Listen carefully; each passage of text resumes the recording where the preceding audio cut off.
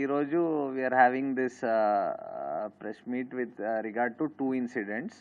ఒకటి on 10th రోజు Kukatpally PS లిమిట్స్లో అపార్ట్మెంట్స్లో జరిగిన ఒక మర్డర్ గురించి, అండ్ సెకండ్ నిన్న ఒక robbery in Shankarpally PS limits జరిగింది దాని గురించి. So will start with that Kukatpally అది ఫస్ట్. సో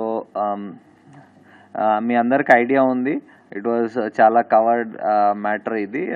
ఆన్ 10th రోజు కుకట్పల్లిలో స్వాన్ లేక్ అపార్ట్మెంట్స్లో ఒక విక్టిమ్ రేణుకా అగర్వాల్ వాళ్ళని వాళ్ళ ఇంట్లో పనిచేసే వాళ్ళు ఒకళ్ళు హర్ష, ఇంకొకళ్ళు రోషన్, వాళ్ళకి చంపేసి వెళ్ళిపోయారు.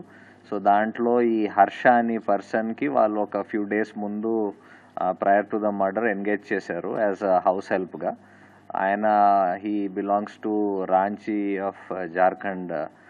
అండ్ ఆయనతో పాటు ఈ రోషన్ అనే వ్యక్తి, ఆయన కూడా అక్కడే అదే అపార్ట్మెంట్స్లో ఇంకో ఫ్లోర్లో ఇంకొక వాళ్ళ ఇల్లులో పనిచేసేవాడు.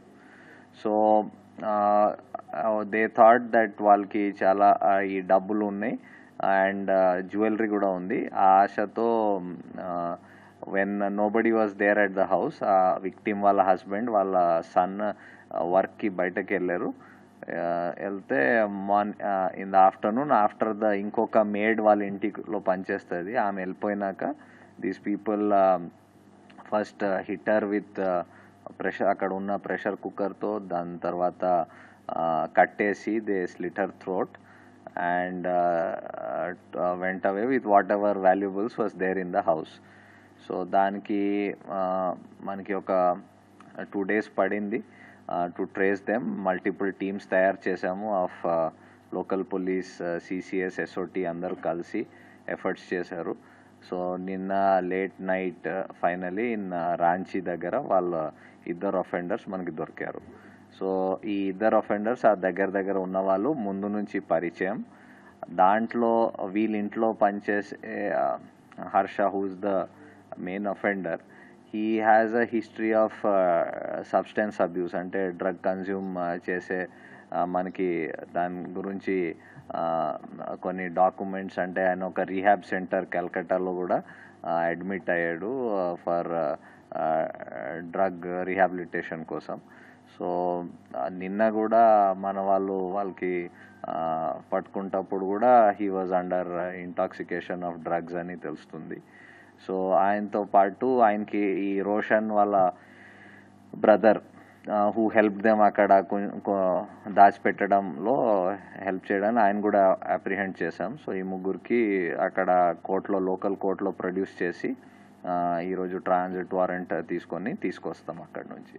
సో వీళ్ళు ఇక్కడ మర్డర్ జరిగిన వెంటనే బైక్లో బయటకు వెళ్ళిపోయి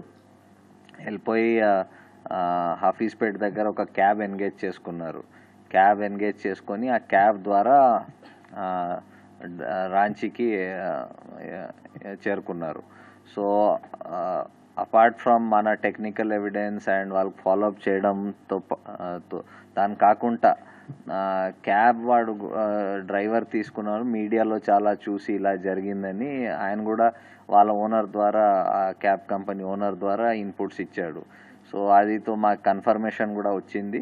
అది వచ్చినాక వీ హ్యావ్ ఎనీవే మా teams we had plan for this to go to Ranchi and all. So అక్కడ ఎఫర్ట్స్ చేసుకొని లోకల్ పోలీస్ హెల్ప్ ద్వారా వాళ్ళకి పట్టుకోవడం జరిగింది. Anything else in this matter?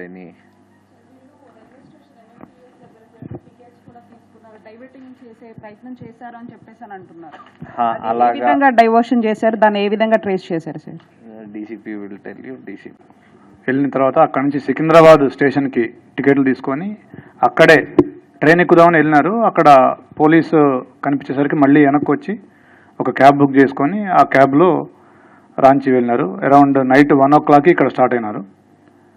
నేను మొన్న అంటే 10th రోజు 10th 11th intervening night 1 o'clock ఎక్కి 11th నైట్ అక్కడ దిగినారు. 9, 10 ఆ టైంకి దిగినారు.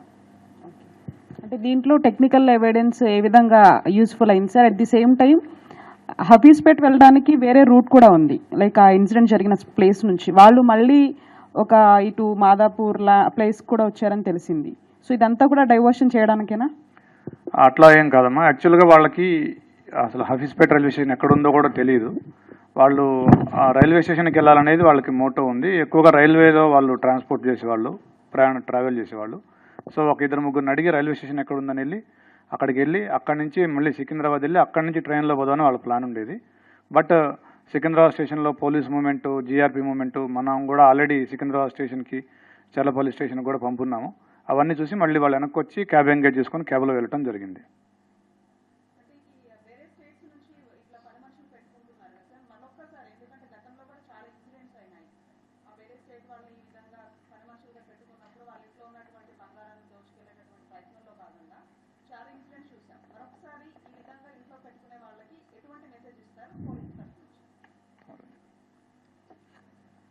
ఇది చాలా రోజులు ఇది ఇలాంటి టైప్ ఇన్సిడెంట్ కొత్తగా జరగడం ఇది ఫస్ట్ టైం కూడా కాదు. ఇది ఫర్ మెనీ ఇయర్స్, డికేడ్స్ నుంచి ఇలాగ ఇన్సిడెంట్స్ జరుగుతున్నాయి.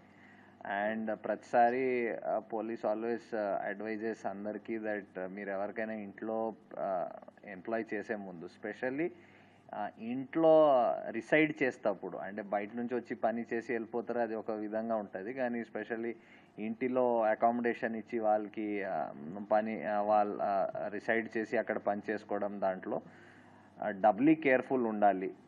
ఓకే, కొన్నిట్లో లైక్ దీంట్లో ఒక అక్యూజ్డ్ ఆయనకి past there is no crime history, so మీరు యాంటీసిడెంట్ చెక్ చేసినా కూడా క్రైమ్ హిస్టరీ రిఫ్లెక్ట్ కాదు. కానీ ఇంకొక రోషన్, ఇంకొక వాళ్ళ ఇల్లు పనిచేసేవాడు, ఆయన మీద 2023లో 3 కేసులు రిజిస్టర్ అయినాయి అక్కడే రాంచీలో.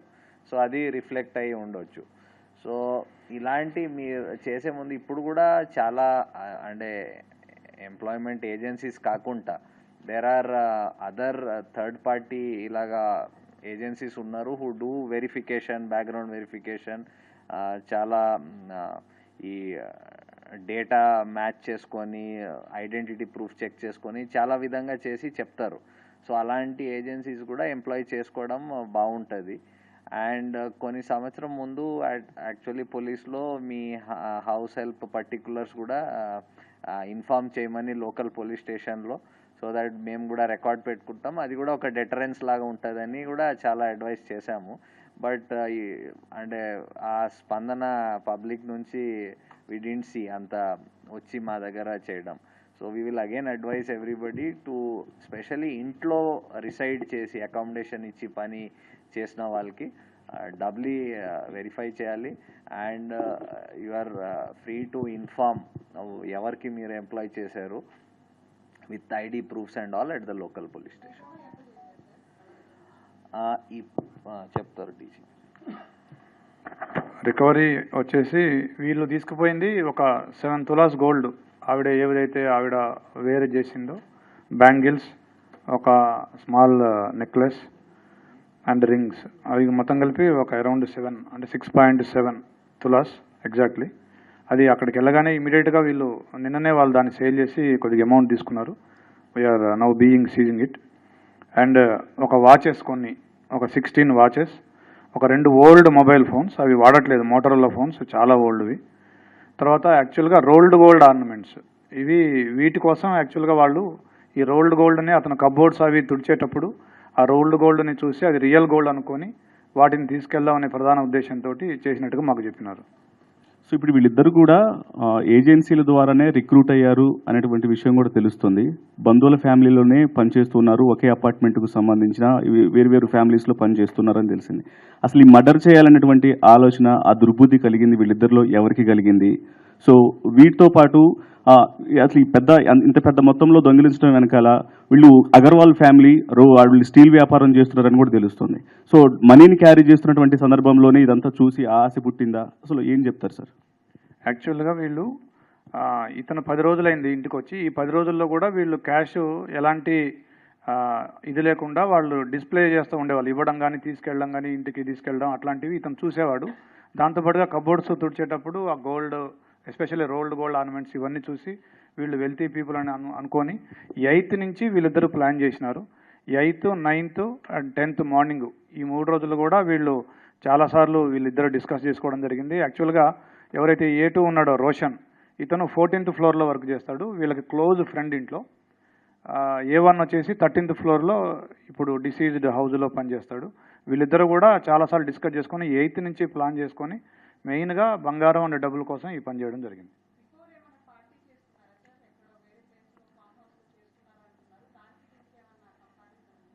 యాక్చువల్గా 30th రోజున వీళ్ళు తూప్రాన్లో ఒక రిసార్ట్లో కలిసినారు. ఒక బర్త్డే పార్టీ కోసం కలిసినారు. వీళ్ళ ఫ్రెండ్ రాజా అనే అతని బర్త్డే కోసం వాళ్ళు కలిసినారు. ఒక 9 మెంబర్స్ కలిసినారు అక్కడ. బట్ దీనికి ఏమీ సంబంధం లేదు. వీళ్ళకి 8th నుంచే ఈ ఐడియా వచ్చిందని చెప్తా ఉన్నారు.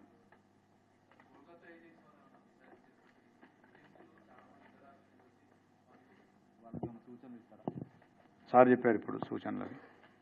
బేసికల్లీ అదే చెప్పాను. ఈవెన్ ఏజెన్సీస్ వాళ్ళు ఇప్పుడు చాలామంది కంపెనీస్ ఉన్నాయి who are doing third party verification చేస్తున్నారు బై వే ఆఫ్ ఇప్పుడు ఒక పర్సన్కి మల్టిపుల్ ఐడెంటిటీ ప్రూఫ్స్ ఉంటాయి. లైసెన్స్ ఉండొచ్చు, ఆధార్ ఉండొచ్చు, పాస్పోర్ట్ ఉండొచ్చు, ఇంకా పాన్ కార్డ్ ఉండొచ్చు, అలాంటివి ఉన్నాయి. అది కాకుండా వాడికి ఎక్కడైనా కేసెస్ నమోదై ఉండొచ్చు, కోర్ట్స్లో మ్యాటర్స్ పెండింగ్ ఉండొచ్చు. ఇలా కొన్ని ఏజెన్సీస్ వచ్చాయి. ఇవన్నీ కంపేర్ చేసి రిపోర్ట్స్ కూడా ఇస్తున్నాయి. సో బోత్ ఎంప్లాయ్ చేసిన ఇండివిజువల్స్ కూడా అండ్ ఎంప్లాయ్మెంట్ ఏజెన్సీస్ కూడా వెరిఫికేషన్ చేసుకోవడం చాలా ఇంపార్టెంట్. అది కాకుండా బయట నుంచి ఇప్పుడే చెప్పాను, ఎవరికైనా మీరు ఇంట్లో అకామిడేషన్ ఇచ్చి పని చేస్తున్న వాళ్ళకి పోలీస్ స్టేషన్లో రిపోర్ట్ చేస్తే ఒక డెటరెన్స్ లాగా వస్తుంది. ఆయన కూడా తెలుస్తుంది దట్ ఓకే ఆయన డీటెయిల్స్ లోకల్ పోలీస్కి ఇన్ఫార్మ్ చేశారు, ఐడి ప్రూఫ్ చెప్పారు. సో అది ఒక డెటరెన్స్ లాగా కూడా పనిచేస్తుంది. సో అది కూడా చేయడానికి మేము ఎంకరేజ్ చేస్తాము అందరికీ.